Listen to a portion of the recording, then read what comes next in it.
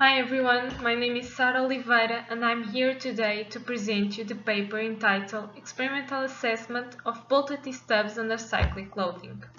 So, I will present the scope of this research work, a brief literature review on T-stubs, and analytical models to predict their behavior, the experimental campaign conducted at the University of Coimbra, their results and discussion, and finally draw conclusions from this. Unlike static monotonic loading, it is not yet possible to predict the moment rotation response of steel joints under cyclic loading using the component method. Therefore, the usual approach is to develop multi-parameter mathematical expressions that can reproduce the range of hysteretic behaviors. However, such approach relies purely on statistical calibration without a mechanical background. The relevance of this problem was recognized by EcoJoins project, whereby the development of a cyclic component method is addressed. The cyclic behavior of the components needed to feed the cyclic component method can be gathered from experimental tests using specimens similar to the component to be characterized, for example, T-stubs. With this objective, an experimental campaign on 14 T-stubs was conducted at the University of Coimbra. The main research goal is to develop an analytical procedure and a numerical tool suitable to model and design steel beam-to-column joints for cyclic actions based in the component method. The tension zone of a bolted beam-to-column joint may be evaluated using a geometrical idealization of the tension zone, known as an equivalent T-stub in tension. A T-stub is, as the name suggests, a T-shaped profile connected through the flanges by bolts. This simple connection can fail according to three possible plastic collapse mechanisms. Type 1 mechanism is characterized by the formation of four plastic hinges. Two hinges are located at the bolt axis due to the bending moment caused by the prying forces, Q, and the other two hinges are located at the flange-to-web connection. The formation of two plastic hinges at the flange-to-web connection and the failure of the bolts typify type 2 mechanism. The third collapse mechanism involves bolt failure only. In 2001, Peluso and co-workers have developed a theoretical model for predicting the plastic deformation capacity of bolted T-stubs, also used for an approximate evaluation of the whole force deformation curve, starting from the knowledge of their geometrical and mechanical properties, by means of the component approach. This procedure is based on the bending moment diagram along the T-stub flange. The procedure addresses the following steps: material constitutive law, moment curve relationship, failure modes, and basic formulations for computing plastic rotations and prediction of the force deformation curve. The prediction of cyclic response of basic components is a relatively young research topic. In this study, the model proposed by Peluso and Rizzano is considered. The authors proposed a model to predict the cyclic force deformation curve of bolted T-stubs, based in a theoretical model for prediction of the monotonic behavior proposed by the same authors, as we saw in the previous slide, which includes stiffness and strength gradation rules, taking into account the energy dissipation. Expression and parameters are proposed for the three failure mode types and for walled and welded T-stubs. An experimental campaign was conducted at the University of Coimbra. The tested T-stub specimens were built by coupling two T-elements that have been cut from rolled profiles. These T-stubs are connected through the flanges by means of two high-strength bolts M20. The experimental campaign comprised the test of 14 specimens. In addition, 12 coupon tensile tests were performed, 3 extracted from each flange and 3 extracted from each web. With reference to each series of specimens, 2 monotonic and 5 cyclic tests have been carried out. 2 different loading protocol were considered for the cyclic tests with variable amplitude, C1 and C2. The material properties of steel were obtained from steel coupons through uniaxial tensile tests. The experimental curve has been represented by means of quadrilinear model to be used in Peloso and co-workers models. The loading protocol adopted is based on the loading protocol established for the experimental campaign of the European project EqualJoints. In this project, a simplified protocol for testing is adopted, the Simplified EqualJoints Protocol, in which the smallest cycles are grouped together and the values of imposed drift angle are rounded to level of millirad.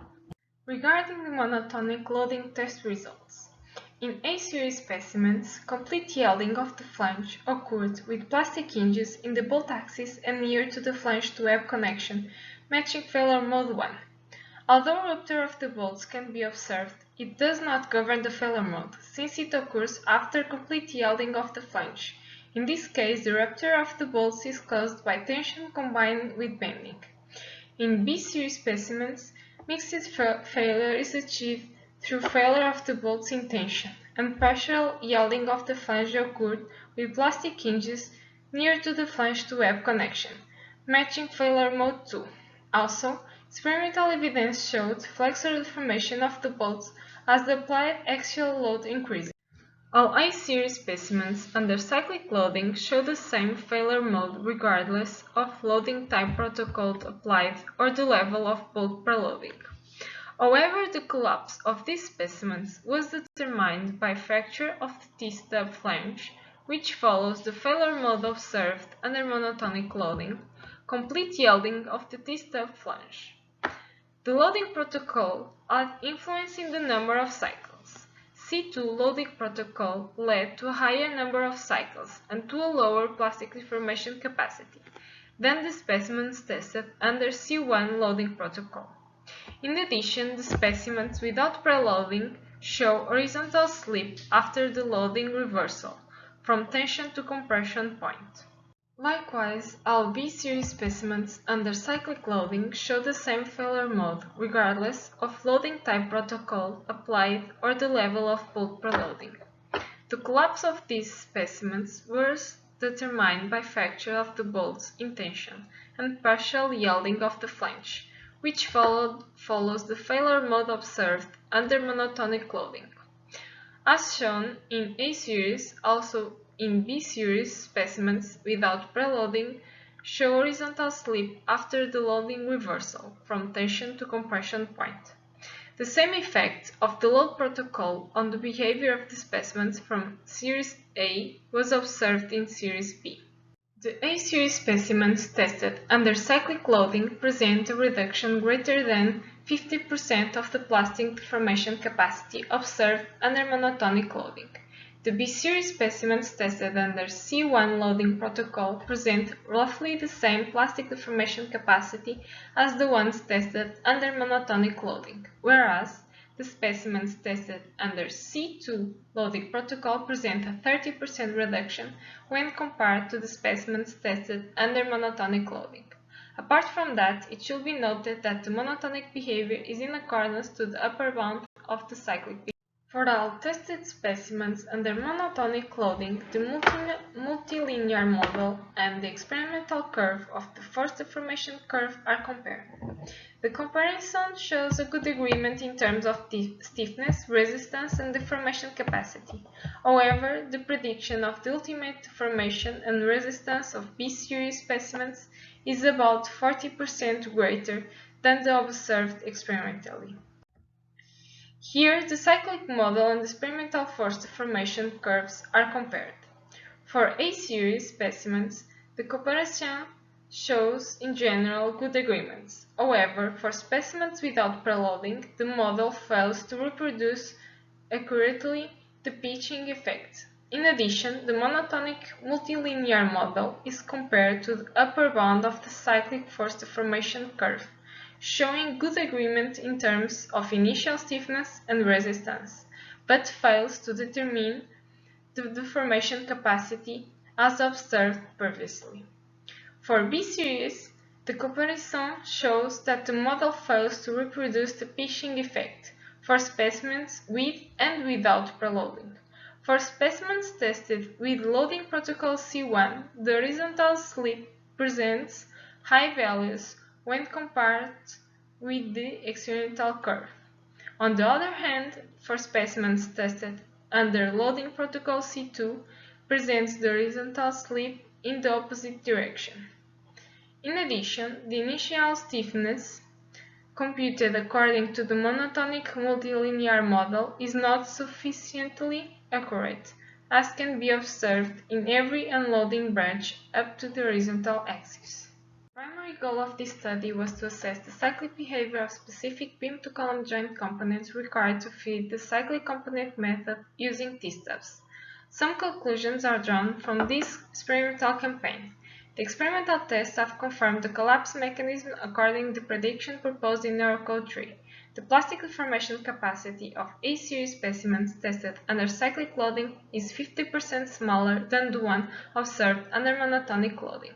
For B-series specimens, this deformation capacity is the same under cyclic and monotonic loading. Following analytical models to predict the monotonic and the cyclic behavior of T-stubs found in the literature were applied and compared with experimental results. Some conclusions are drawn. Both theoretical models start from the knowledge of their geometrical and mechanical properties. For monotonic behavior, the model shows a good agreement in terms of stiffness, resistance, and deformation capacity for A-series specimens, but for B-series, it overestimates the prediction of the ultimate deformation and the resistance. For cyclic behavior, the model does not predict the premature failure of the T-stub observed through experimental evidence. Thanks for watching. Any questions?